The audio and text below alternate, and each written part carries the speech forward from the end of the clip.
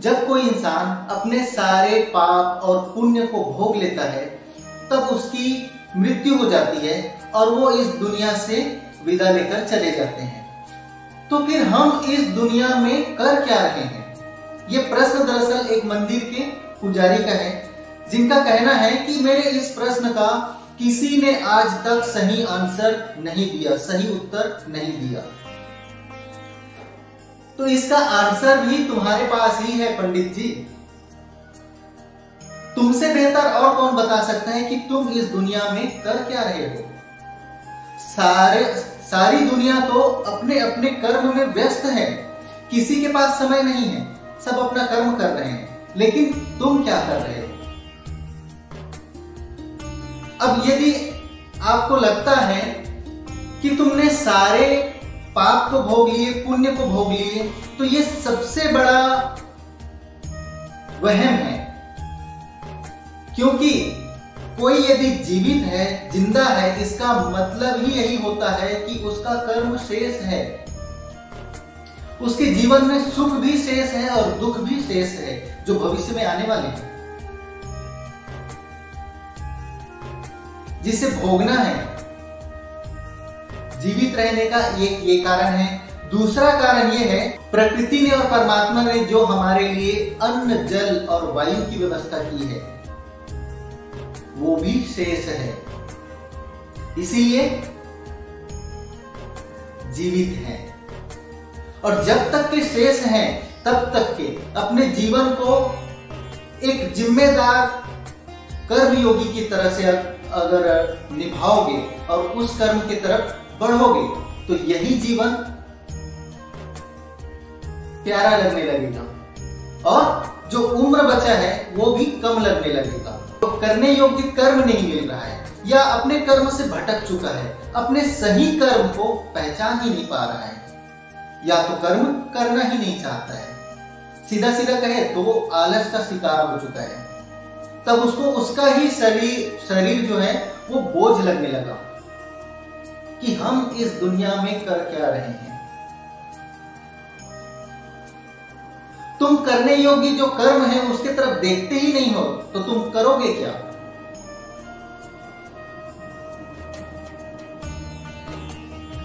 ये जो आत्मा है ना, आत्मा और शरीर, आत्मा को प्रदान किया हुआ ये शरीर है और जब तक ये आत्मा इस शरीर में है तब तक ये जीवित है।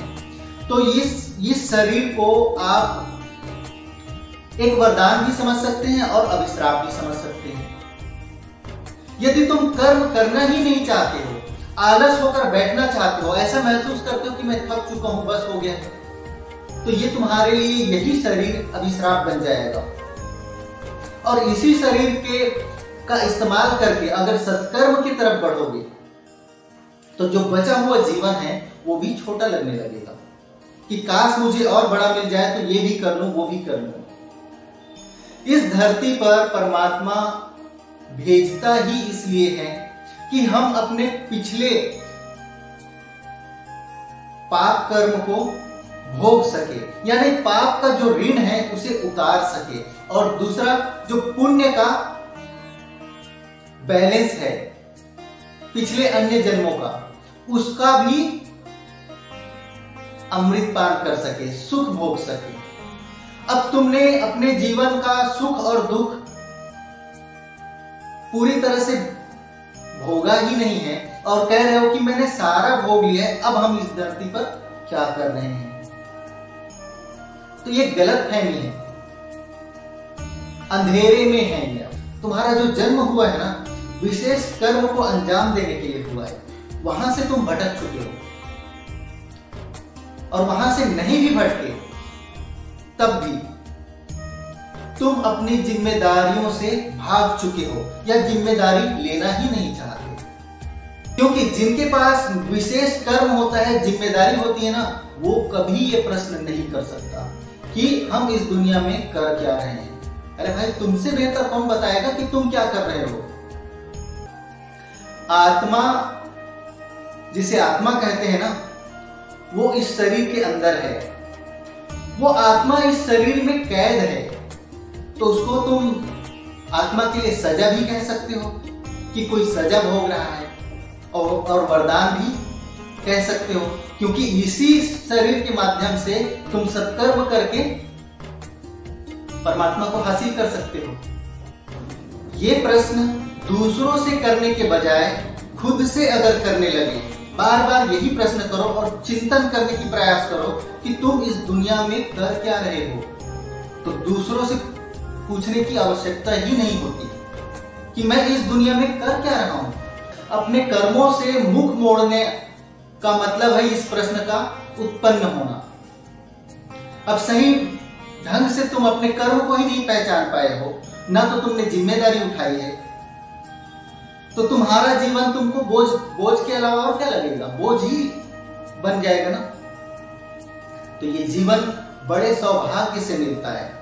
जो भी हमें यहाँ समय मिल रहा है परोपकार के लिए और अपनी जिम्मेदारियों के लिए, उस समय को खर्च करना चाहिए, ना कि ये पूछना चाहिए कि हम इस दुनिया में कर क्या रहे हैं। करने के लिए तो भाई साहब बहुत कुछ है, लेकिन तुम करना ही नहीं चाहते। अब इसी बात को लेकर एक और छोटा सा उदाहरण दे देता हूं। जब तुमने इस दुनिया में जन्म लिया तो साथ में क्या लेकर आए थे? सुख और दुख के रूप में पिछले जन्मों का कर्म लेकर आए थे। अब तुम इस दुनिया में भी वही कर रहे हो। एक तो परोपकार कर रहे हो या अपराध कर रहे हो, पाप कर रहे हो। जो ऊपर वाले ने तुम्हें जो सौंपा है समय और शरीर, उसका सदुपयोग करोगे तो पुण्य मिलेगा और दुरुपयोग करोगे तो पाप ही मिलेगा। लेकिन इस दुनिया में, इस जन्म में जो पाप और पुण्य कर रहे हो, उसका सारा का सारा लेखा जोखा इसी जन्म में हम भुगत लेंगे और इसी जन्म में हम भोग लेंगे। ऐसा संभव नहीं है। अगर ऐसा होता तो फिर सीधे मोक्ष को चले जाते थे। तुम्हारे कुछ पाप और पुण्य पिछले जन्म का था जो तुम्हें इस जन्म में मिला। अब इस जन्म का पाप और पुण्य तुम्हें अगले जन्म में लेकर जाना है, जो तुम्हारा जन्म निर्धारित करेगा। तुम्हारा कर्म आज का जो है वही तुम्हारे अगले जन्म का जन्म निर्धारित करेगा कि तुम्हें मानव योनि मिलेगा या पशु पक्षी। अब तुम्हें कैसा चाहिए उसके हिसाब से तुम कर्म करो। जहां तक समझ में आ गया रहेगा मेरी बातें कि हम इस दुनिया में कर क्या रहे हैं। अभी इसमें हुआ ये है कि एक मंदिर के पुजारी ने यह प्रश्न किए कि हम इस दुनिया में कर क्या रहे हैं। दरअसल भक्ति और भजन के अलावा तुमने जीवन में कुछ किया ही नहीं है, तो कर्म की तरफ आगे बढ़ोगे कैसे और क्या किए हो। इसकी वजह से तुम्हें बाहर की जो दुनिया है नजर नहीं आ रही है, करने योग्य कोई कर्म नहीं नजर आ रहा है। तो अपने अंदर झांको कि मैं और क्या कर सकता हूं। खुद के लिए हो या अपने परिवार के लिए हो या समाज के लिए हो, मानव जाति के लिए हो, तुम कर क्या सकते हो। तो फिर ये प्रश्न करने का अवसर ही नहीं मिलेगा कि हम इस दुनिया में कर क्या रहे हैं। भक्ति भजन पूजा आराधना, ये इसको एक तरह से ये तुम अपने आत्म संतुष्टि के लिए करते हो और उसी को अपना कर्म समझ रहे हो। ये सबसे बड़ी बुरी बात है। भक्ति भजन भी जरूरी है, ठीक है, वो आत्म संतुष्टि के लिए कि भक्ति भजन कर लेने से आत्म संतुष्टि मिलती है, पॉजिटिविटी आती है। लेकिन सारा जीवन उसी में सौंप दिए और कहोगे कि मैंने पाप और पुण्य तो भोग लिए हैं, तो फिर मैं इस दुनिया में कर क्या रहा हूं। देखो, परमात्मा ने भी इस धरती पर अवतार लिए और अवतार लेकर के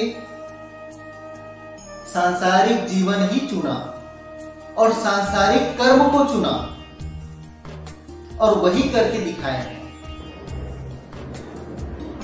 भगवान ने कभी अपना जीवन भक्ति में बिता दो ये तो नहीं कहा। कौन से भगवान ने कहा है कि तुम सारा जीवन मेरी भक्ति में बिता दो, हमेशा भजन करते रहो, आरती करते रहो, पूजा करते रहो, तुम्हारा जीवन सफल हो जाएगा। किसी भगवान ने नहीं कहा। तुमको समय निकालना है कि कब तुम्हें भक्ति करना है, कब तुम्हें कर्म करना है। और कर्म का ही दूसरा नाम भक्ति है कि कर्म ही ऐसे कर लो कि तुम्हें पूजा आराधना करने की आवश्यकता ही ना पड़े, क्योंकि परमात्मा केवल भक्ति करने वालों से प्रसन्न हो जाएगा ऐसी कोई भी बात नहीं है। लेकिन तुम्हारा कर्म ऐसा कर लो जो भक्ति से भी बड़ा हो, वो बिना पूजा पाठ किए ही प्रसन्न हो जाएगा। ऐसे ही अगर कुछ प्रश्न रहा तो अवश्य ही हमें आप कमेंट करके पूछ सकते हैं, ताकि हम आपके लिए फिर से एक वीडियो, एक सत्संग हम बना सके। तो मिलते हैं अगले सत्संग में, तब तक के लिए